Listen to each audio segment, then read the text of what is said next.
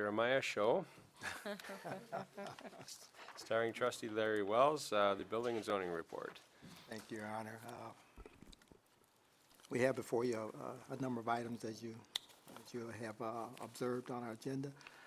First and foremost is a consideration of an ordinance approving a variance from standards of SR Urban Residential District at 12762 West Beach Road. This matter was tabled at the July 24th board meeting, and it was sent back to the Planning Committee.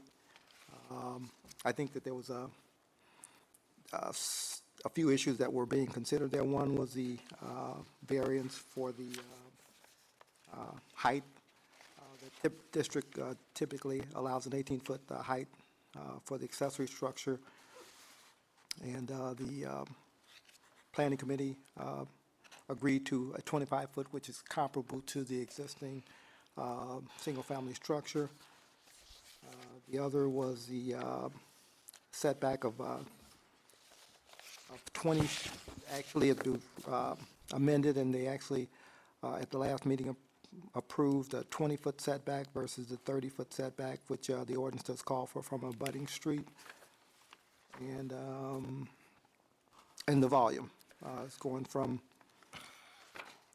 1,285 square feet to 1,500 square feet. So they were increasing the volume.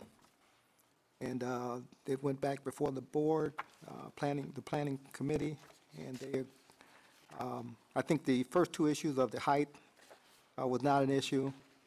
Also, I think the volume was not an issue. The setbacks, I think that the board wanted to go back and revisit that. It came back from the Planning Commission. As it was sent to them, they indicated that they agreed that 20 feet was acceptable to them. So that's where we stand right now. Okay. To discuss this, or to consider this tonight, we will need a motion to remove from the table both items A and B under the agenda. If we could get a motion to remove those items from the table, then we can carry them forward. If we could, I would so move. We have a motion. Second. And a second. Roll call, please. Trustee Miller? Aye. Trustee Siddick? Aye. Trustee Wells? Aye. Trustee Gust? Aye. Trustee Jensen? Aye. And just because staff might need a minute, unless my packet is unique, I don't have the item B. Yeah, that was, yeah. Do we have an ordinance for that, or is it just Just the consolidation as an approval. as it's already been recommended by the committee? Okay. All right. Good. So please proceed. Sorry to interrupt you there. And again, did come back from the Planning Commission as originally sent, with the exception of they agreed that a 20-foot setback versus the required 30 would be acceptable. And all of the changes remain the same from our last meeting at the 25-foot height, consistent with the principal structure and the increase in the volume from 1,285 to 1,500 square feet. Okay. Do you have a motion for the board to consider tonight? Yes. I'd like to entertain a motion to consider an ordinance approving the variance for the standards for suburban residential district at 12762 West Beach Road as approved at the August 7th Planning Commission meeting. Okay. Trustee, the motion you did cover was a motion to pass an ordinance. I said consider. Okay. Yep.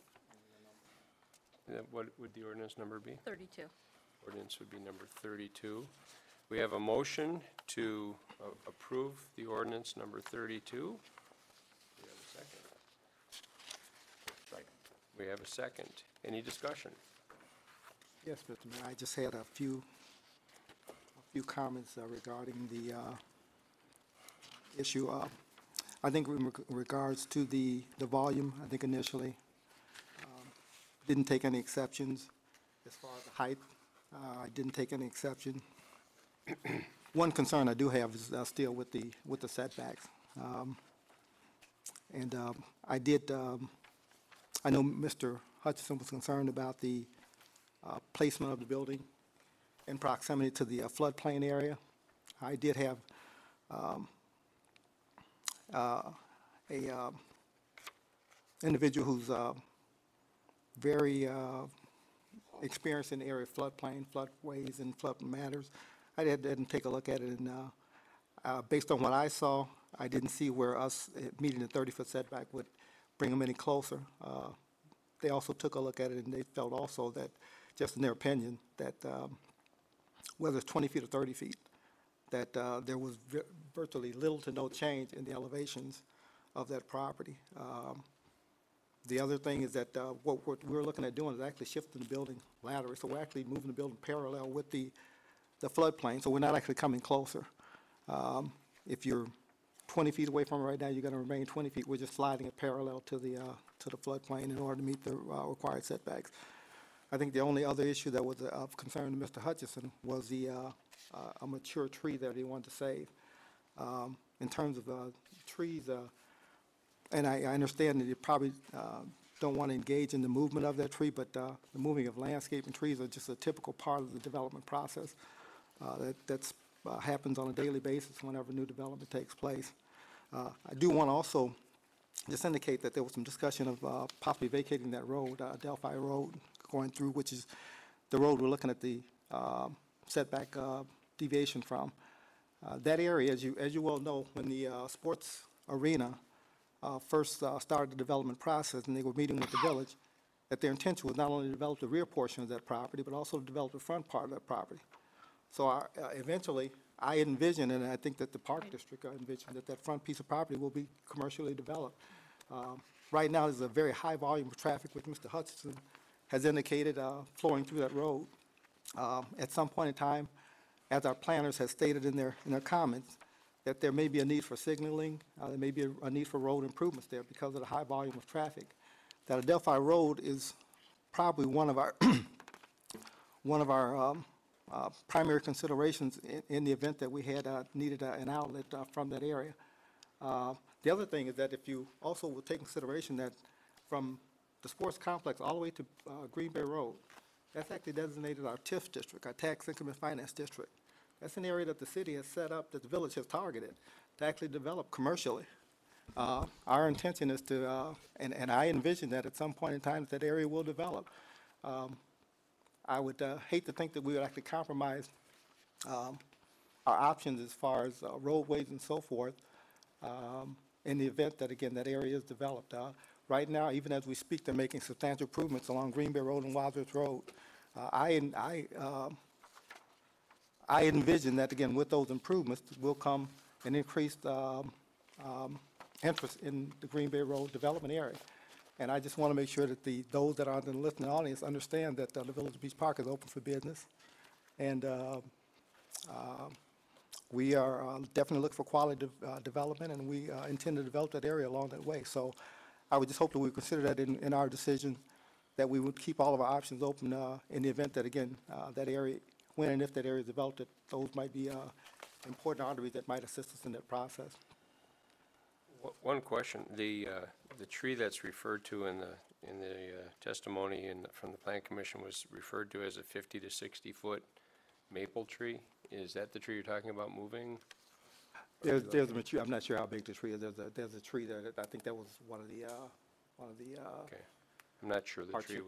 would. I think it was one hardship that Mr. Hutchison. Yeah, that was one of the hardships that the Plan Commission identified as a restriction on the site anyway, as far as trying to save the tree in order to, so, okay. And just one other slight point there, whenever the building, I think engineering and planning indicated that the building actually was in the path of where the drainage was right now. So there will have to be some grading adjustments, even if the building's put there. There will have to be grading adjustments Right. to accommodate that. So Okay, with that said, all right. Any other discussion? Okay. Then I guess we'll go ahead, and we have a motion and a second on the floor, so we'll go ahead and call the roll. Trustee Miller? Nay. Trustee Siddick? Aye. Trustee Wells? nay. Trustee Gus? Nay. Trustee Jensen? Aye. So if I'm counting correctly, I have 3 nays and 2 ayes. All right, well, that motion fails to a 3-2 vote. Then- I have a question. I'm just wondering if, in fact, would like to see Mr. Hudson be able to build his building if he so desires. We make a motion to approve it with the exception of that setback? Could we- At this point, we have a recommendation from the Plan Commission as it was presented. My understanding is any deviation from that creates a little bit more work for us. Jeremiah, would you care to speak to that process, just so we can make sure that we're informed? Right now, the Plan Commission has made a recommendation and findings with respect to the 3 requested variances. The ordinance that was presented to you was as the 3 variances as a whole. I would defer to Village Council on whether it needs to go back to the Plan Commission to only hear those consideration of those 2 variances, or another ordinance could be drafted on the previous recommendations. I would believe that probably another public hearing would be required for just the 2 variances, but that's my initial thought. Were the, was I not involved in that? Is it on now? It is now, yep. Okay. Because I wasn't involved in that process, I don't know, were they considered separately at the Plan Commission, each of the 3 variations, or were one or more contingent on the others going through, or were they each considered separately and the findings The findings, considered separately? the motion was for all 3 combined, and the findings were for all 3 combined. Then it would have to go back.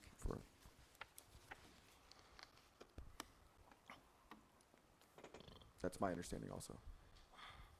Is that something that would be at the request of the petitioner, or is that something that the board could direct consideration to eliminate the 1 variation? What's the best procedure? It was handed to you as a package. I think if you're looking for a way to maybe streamline or provide some relief in the process, you could remand this back to the Plan Commission for consideration of that single item, and therefore hold on to the application as originally stated, as long as the petitioner files a request that the remand be to consider only it's the structural, the location of the structure. Location of it, yes. Side yard Yes, setback yes. variation. It would have to be the village and the petitioner agreeing to pursue it that way. Otherwise, the proceedings are ended, and there would have to be a brand-new filing, brand-new publication, brand-new everything. So it is a way for you to offer to the petitioner the half a loaf or a third of a loaf. Otherwise, it's no loaf at all, and it starts over again. Well, at this point, I guess I would have to ask the petitioner, Mr. Hutchinson, is there a consideration on your part to go forward if you had the height and the bulk, but didn't have the side yard setback variation? You know, obviously, I'd very much like to put a building up back there, but I feel like the things that Trustee Wells just hit on were all the items that would have been the negative items for that. You know, at this point, I've already been put off an entire month, waiting for this meeting to happen, waiting for minutes to happen, waiting for reports to happen, and scrambling to try and get concrete people in. Yes, but it's, unfortunately, you put me in a very difficult spot. Understood, understood. The wheels are grinding very slowly on this topic, and it does kill a month at a time to even have these considerations. So I do understand that. I just, as you heard, the board can send it to the Plan Commission to consider just those 2 variations out of the 3, because they were considered as in total as opposed to individually. If that is your desire, we can direct the Plan Commission to reconsider it upon your request. What is the other option? try to build something that doesn't require variations, and that's how you got where you are today, is you wanted something bigger than what would be permitted by right. By right, you have the right to go to the 1,285 square feet and, stay 30 feet off the property line and not exceed 18 feet in height. And that would be your other choice at this point if you're trying to get a building put up this year. Please remain as planning zone. Okay. Would accept a motion by the board to remand this matter back to the planning and zoning with the intention of omitting the side yard setback variation requested by the petitioner. We need a motion to that. So moved. Second. We have a motion and a second. Roll call, please. Trustee Siddick. Aye. Trustee Wells. Aye. Trustee Gus. Aye. Trustee Jensen. Aye. Trustee Miller. Aye. We will remand it back. Ask your indulgence to please submit a letter modifying your initial request by removing the side yard setback, and that will give staff what they need to get it back in front of the planning commission as quickly as possible. I understand. Okay. So at this point, to address you further, I would assume you're not wanting to proceed with the plat of consolidation until such time as you have the variation to build the building? Not at this time, that's absolutely contingent on the building. Yes, all right. I do have one more comment though, just so that you guys can hear.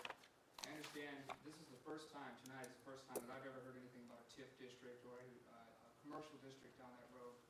There's 5 people that live on that road, 5 residents that live on that road. They're going through an absolute torment of traffic and just disrespect. And I believe that the only solution to that situation is for the Waukegan Sports Park to build their own entrance to the park. By further promoting, putting Waukegan Sports Park traffic on our street, you're only making life harder for your residents. So when that does come up in a future meeting, I hope that everybody remembers that and takes that into consideration. So, Thank you for your comments. thank you. At this point, I think we need a motion to table item B. So moved. We have a Second. motion and a second to table item B. All in favor? Aye. Aye. Opposed? My item is back on the table. All right, All right. moving on. Second item is a motion to approve plat of consolidation for that same property, and I think we want to That- table that. That is tabled, yeah, that's what, we just tabled that. Okay. Next item on the agenda is a consideration of an ordinance approving conditional use permit for conversion of a non-conforming dwelling, single-family use, in B1 district at 38594 North Sheridan Road. This is a conditional use, again, for an existing single-family home. And actually, we have, this went before the Planning Commission on August 7th, and they actually approved it with a number of conditions. We do have a resident expert in the house, if we can defer to him, and maybe he can elaborate on the background and the conditions stated there for it in the document. Sure. Thank you, Trustee Wells. You'll have 3 ordinances before you tonight with respect to this property. It's a property that has a history of having mixed use on it, namely residential and commercial. The existing automobile conditional use permit had expired a number of years ago, and to bring the property into conformance, the petitioner has applied for a conditional use for automobile service. But to bring the whole property into conformance, another conditional use is necessary to convert the existing single-family home to a non-conforming conditional use in order for the gentleman to, the petitioner, to be able to rent out the property in the future.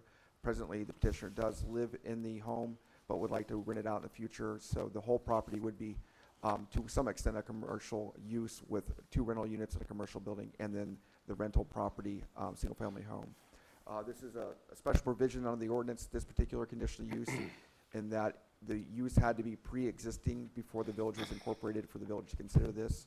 And so it's unique and special. You've considered a number of these types of residential units, mainly with respect to accessory dwelling units, in-law units above garages or attached to garages before. You considered a similar one for a property on Green Bay Road, or sorry, Kenosha Road, where there was an existing home that had been zoned B1 and been vacant for a while, and the gentleman wanted to use it for a home still until it was developed. So that is the first ordinance before you tonight. All right. At this point, we're back to 32. Yes, 32. the ordinance 32. I'll read the title: an ordinance approving petition of James Tiernan for a conditional use permit for the conversion of a non-conforming dwelling, single-family use in a B1 district in the Sheridan Road Corridor Overlay District to a conditional use at 38594 North Sheridan Road. We have a motion to that effect. Like to make a motion? Second. We have a motion and a second. Discussion.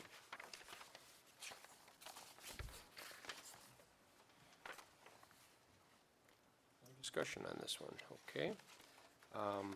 Roll call, please. Trustee Wells. Aye. Trustee Gus. Aye. Trustee Jensen. Aye. Trustee Miller. Aye. Trustee Siddick. Aye. Motion carries. Thank you, Your Honor.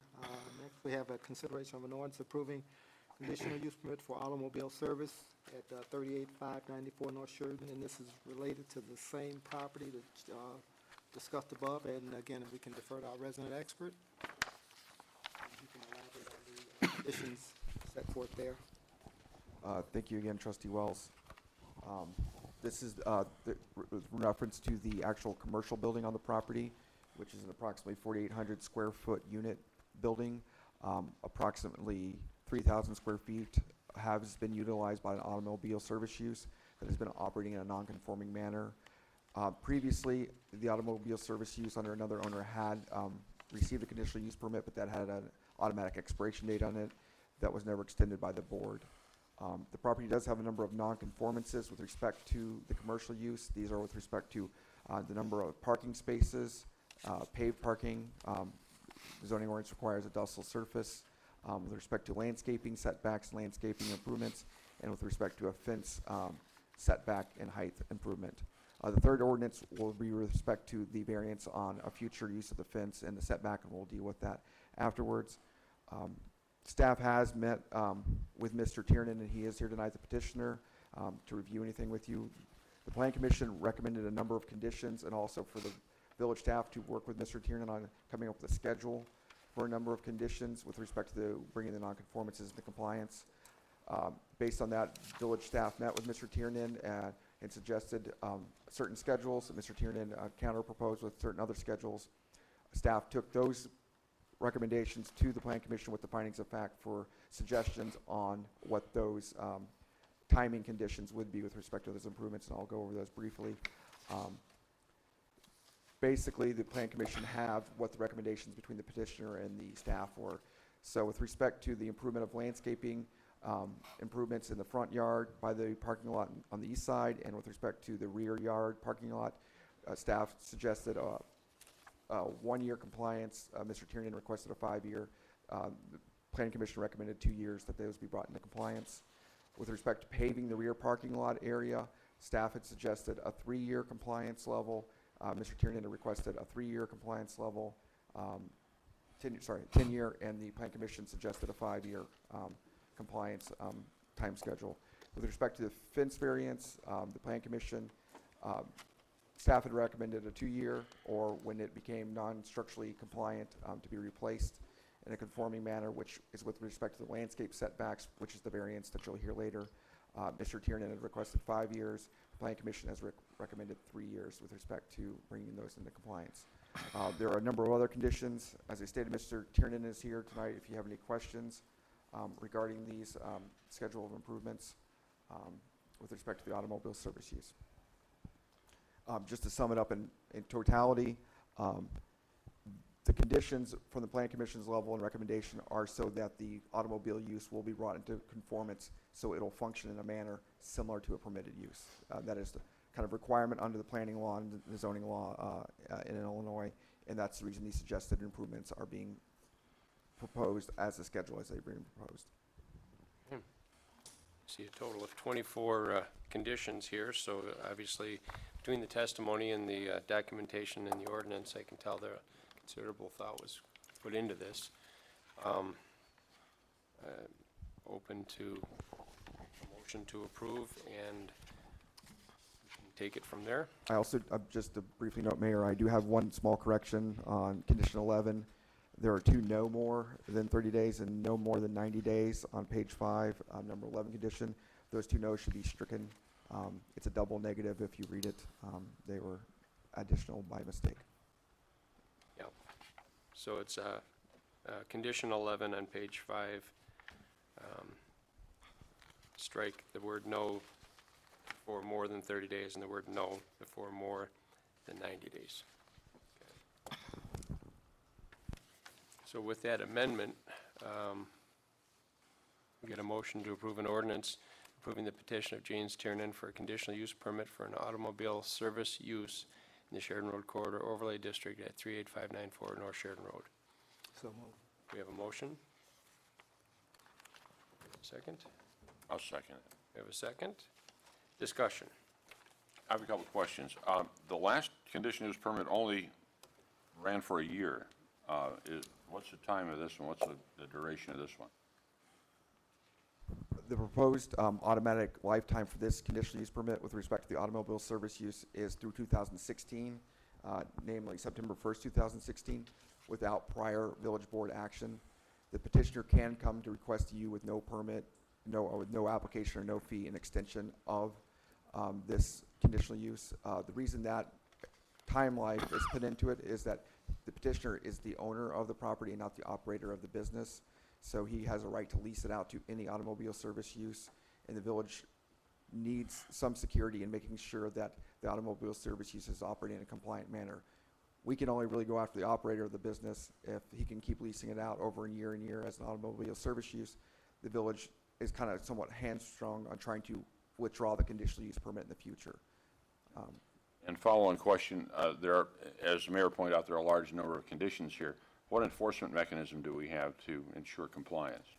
That goes back to the conditional use permit can be pulled if none of the conditions are if any of the conditions are failed to be met.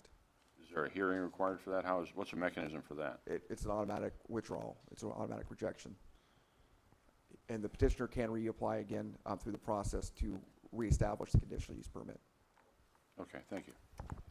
I have actually a comment. I was at this last meeting when the Plan Commission, and they did a very thorough job of going through all the data and all the points.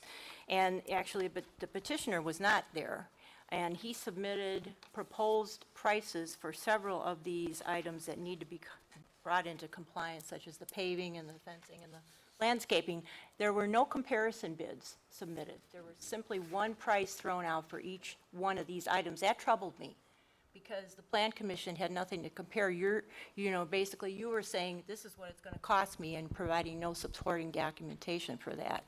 And I think that's part of why the Plan Commission was very generous in the amount of time that they gave you to come into compliance. So I'm being very frank. That really troubled me, that you had nothing else for them to compare what you're saying, this is what it's going to cost, and how could, you were not even there for them to talk to you about why. So that's my comment. Okay. And I also agree with Trustee Miller that, again, comparative data would have been greatly appreciated in assessing that. And one other comment I have, Jeremiah, if I'm correct, we indicated landscaping is to be completed in a 3-year period. Is that correct? Landscaping is a 2-year period, sir. 2-year period? Yes. Okay, I'm looking at here on the conditions here. I take that back, sorry. It's in the 3. ordinance here. It's 3 years. 3 years, yeah. 3 years, yes. Yeah, that's right. September 1st, 2017. Okay. I would just like to encourage the petitioner, if in fact this is approved there, again, the Village of Beach Park is on an aggressive path to clean up our commercial corridors and city in general, particularly our commercial corridors. Village of Beach Park is one of our lifeblood is our commercial development. We don't have a property tax, so we depend heavily on our taxes from the businesses located within the district. So we are looking for, again, people to invest in their properties. So as much curb appeal as you could bring prior to that 3-year period would be greatly appreciated. Again, we we want to continue our quest to attract businesses, so whatever you can do to assist in that process would be greatly appreciated. That concludes All right. comments. Any other comments? All right. We have a motion and a second on ordinance number 33. I can count. Roll call, please. Trustee Gus, Aye. trustee Jensen, Aye. trustee Miller, Aye. trustee Addison, oh, he's gone, that's right, sorry. Trustee Siddick, Aye. yeah, trustee Wells. Aye. All right, motion carries. And next on the agenda is a consideration of an ordinance approving a variance for setbacks in the B1 district at the 38594 North Sheridan, which is the same property, and if we could tap into our planner's expertise there, elaborate on that. Certainly. This is a variance for the setback with respect to the existing 6-foot-tall fence in the rear west yard area surrounding the parking lot. Presently, the fence is approximately on the property line at 6 feet tall, with the exception of a little triangular area that was cut out for sight lines between Chrissy Avenue and Coolidge Avenue for sightline issues.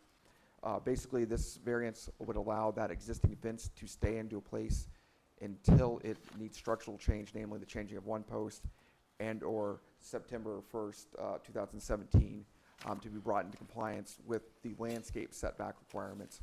So it wouldn't be the full 30 feet from street right-of-way, since this is a triple fronting lot, but it was felt appropriate that at least the minimum landscape setbacks for the Sheridan Road Corridor Overlay District be respected, and that's approximately 5 feet from Chrissy Avenue and also Coolidge Avenue, with a 0-foot setback to the adjacent lot, which is a B1 zone lot to the south. Question about the fence. Is the fence required for the use? It was necessary for the storage and security of the vehicles for an automobile service use. That's the reason it was installed in the first place. Is my understanding that the rear lot would be necessary for parking of employee vehicles and possibly with the second retail space there, potentially even customers from that business, so that the public may possibly need to be using that rear lot? It will need to be used to be brought into compliance with the parking requirements. So the discussion about the repair, replacement of the fence could be minimized by reducing the amount of area that was secure storage, and the parking itself of employees or visitors or patrons, whatever, would not require the fencing in the rear Potentially, lot. no. That was not considered at the Plan Commission level, no. Okay, but the petitioner would have the right, upon the time when it came to reduce, or to rebuild the fence, to reduce the amount of area that would be in the enclosure. Is that fair? That would be fair, yes. Yeah, okay. All right. So we have before us ordinance 34, an ordinance approving the petition of James Tiernan for variances to fence setbacks in a B1 district and the Sheridan Road Corridor Overlay District at 38594 North Sheridan Road. Do we have a motion to approve? So moved. Have a motion Second. and a second. Discussion.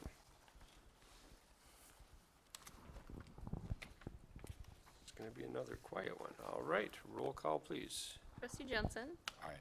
trustee Miller, Aye. trustee Siddick, Aye. trustee Wells, Aye. trustee Gus.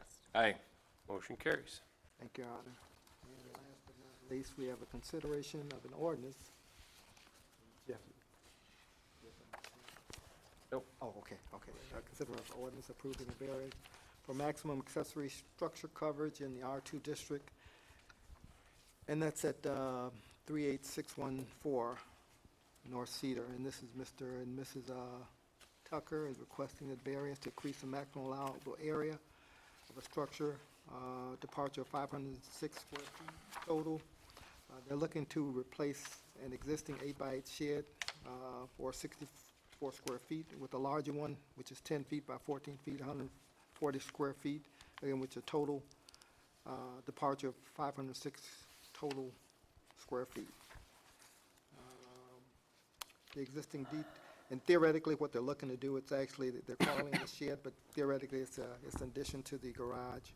And The garage presently is approximately 16 square feet, makes a total request from the departure getting to 506. The petitioners testified that they propose the new attached shed to replace an older dilapidated chicken coop structure to provide extra storage for maintenance equipment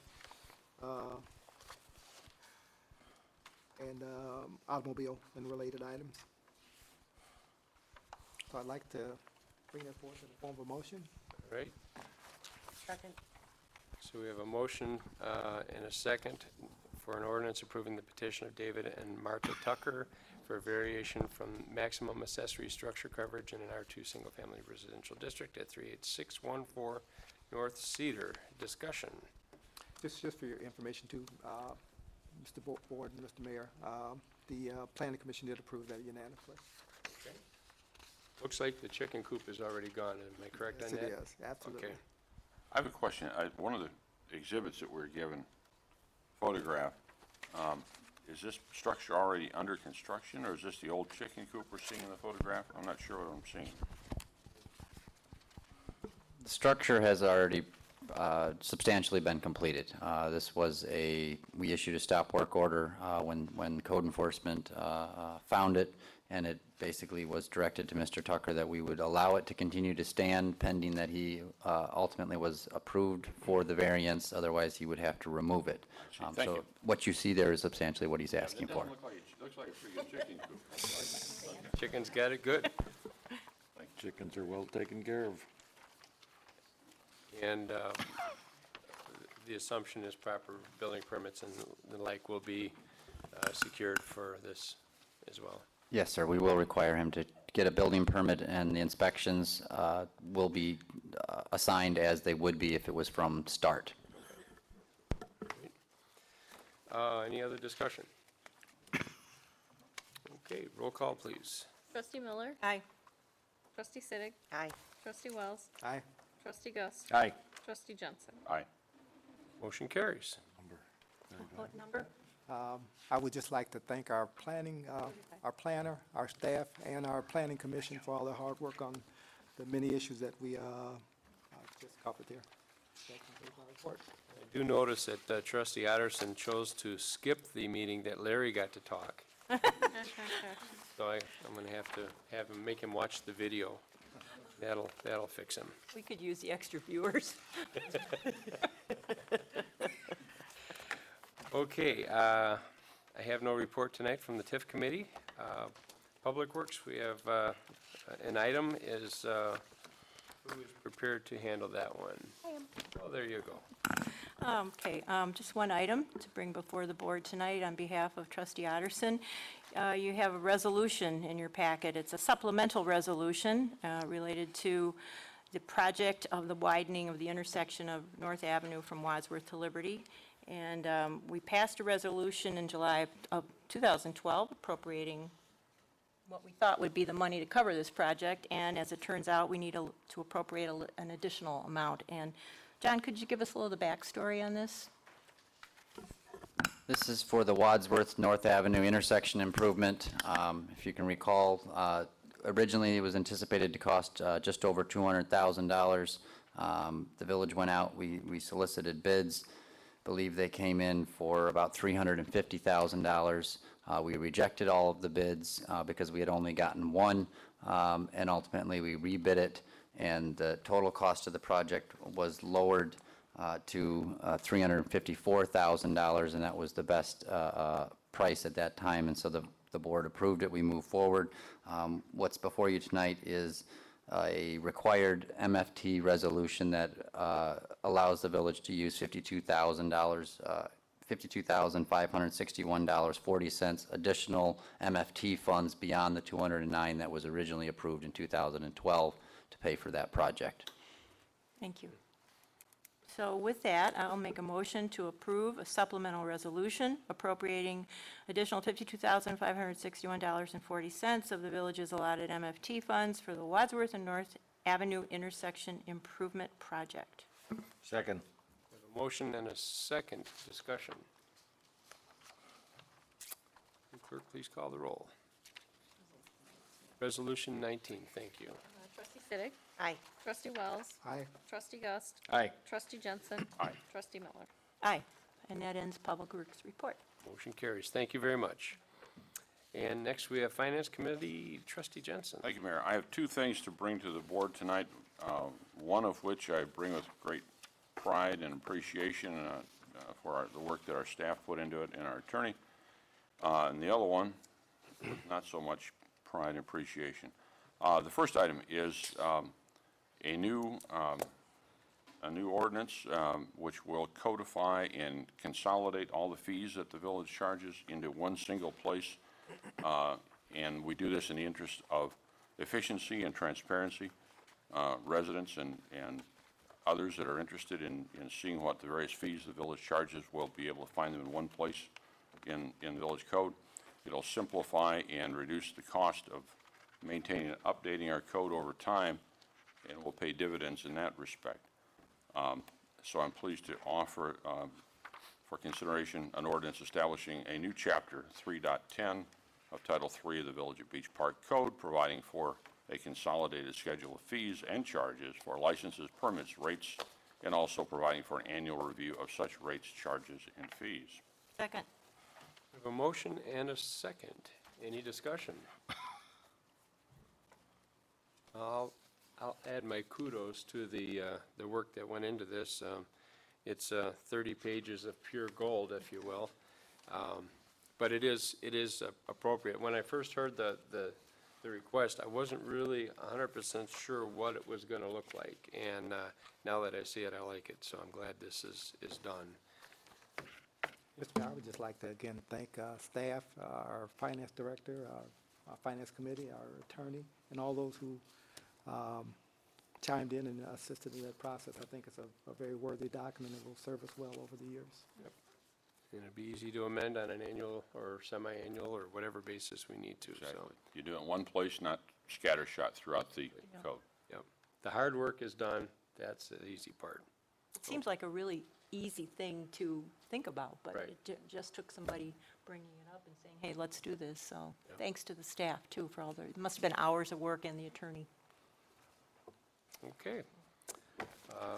We have a motion in front of us, number 36. If we could have a roll call, please. Trustee Wells. Aye. Trustee Gus. Aye. Trustee Jensen. Aye. Trustee Miller. Aye. Trustee Siddick. Aye. Motion carries. The next item before you is one that no elected official ever wants to bring up, and that's the subject of revenue. We've seen over the years, as you can see from the table that's in the board packet, a steady decline in the telecommunications tax that the village has levied since, according to our table, at least 2009, long before I was on the board. And that, we're told, is primarily due to the change in the habits of people in using of telephone. Many are eliminating their landlines and relying on cell phones. So we've seen a steady decline. That in the face of increasing costs of operating the village, and as many of our residents know, we have limited sources of income. We do not levy a real estate tax to support the village. So every little bit of income is very important to us. The village, up until now, has levied a 5% tax, but has been authorized to levy 6%. The proposal we have here tonight is to increase it to the full 6%. The additional 1% tax would be helpful in filling some of the gaps and filling some of the potholes. So I would like to offer for consideration an ordinance amending Chapter 3.24 of Title III of the Beach Park, Illinois Village Code by modifying the percentage of tax imposed on telecommunications. We have a motion Second. and a second. This would be ordinance number 37. Just a little bit more background from the memo. It's estimated this would generate $50,000 in additional revenue. The 1% increase would. So, all right. Any other discussion? Just one point, and that is, I want to emphasize that our board, our staff, especially our employees, are very frugal. and we don't do this lightly. We squeeze every nickel until the buffalo squeals. And yet, there are needs and expectations of our residents, and in order to meet those, this is one of the things we have to do. All right. Clerk, please call the roll. Trustee Gust, Aye. Trustee Jensen. Aye. Trustee Miller. Aye. Trustee Siddick. Aye. Trustee Wells. Aye. Motion carries. That concludes my report. Sir? Public Safety, Trustee Siddick. Thank you. I just have just one item for information. For September 8th, we're going to be holding a Unified Neighborhood Watch meeting / gathering, which will be at Founders Park at 6 p.m. And we will also be serving food and beverages. And that concludes my report. Excellent. Good to know. Don't we have it's a little later in the year, the pet vaccination clinic coming up? That will be October 11th, I believe the date is. Okay. I know we put it on Facebook. I saw it, so. All right. Thank you. You're welcome. Public Relations, Trustee Miller. No report tonight. All right. Parks and Rec, Trustee Gust. No report tonight, Your Honor. Well, if you're not going to say it, I will. Oh, I still had a really yeah. good time at the Beach Park Fest, and I think a good time was had by all that attended. It was a phenomenal event. And I promised you good weather, and we had it. And I even stopped and told him, I says, for the guy that, every news and weather report that I saw said thunderstorms Rain. and bad weather and everything. He's riding around with a golf cart trying to stay in the shade because it was so hot and so sunny. Saturday was brutal. It was, yep, and Sunday was brutal in a whole nother way. It was a little chilly. Better than a snowstorm. Yep, True. yep, Mr. very Mayor, good. also, I would just like to thank, again, the staff, all of our volunteers, those who made that event a success. We had a number of different individuals that participated and made it happen, and I'd like to just say kudos to all those involved. Good. All right, Village Administrator. I have no report, Your Honor. You will note that there's a very thorough and colorful report here from our administrator, just a board report, so enjoy that. Village Attorney's report? Just very briefly. John, that telecommunications tax ordinance by October 1st to Department of Revenue, certified copy, if it's going to make the January 1st and thereafter bills. That's a real important detail. Thank you. Village Clerk? No report. And I have nothing else to report. Item 17 is citizens addressing the board. Now would be the time for any citizen that would like to address the board to rise, come to the podium, state your name and your case. We have a county board member in the room, politician that's quiet. Okay. We have no takers. All right. We have no cause tonight for an executive session. Is there any other business for our board? I just have a comment. Sure.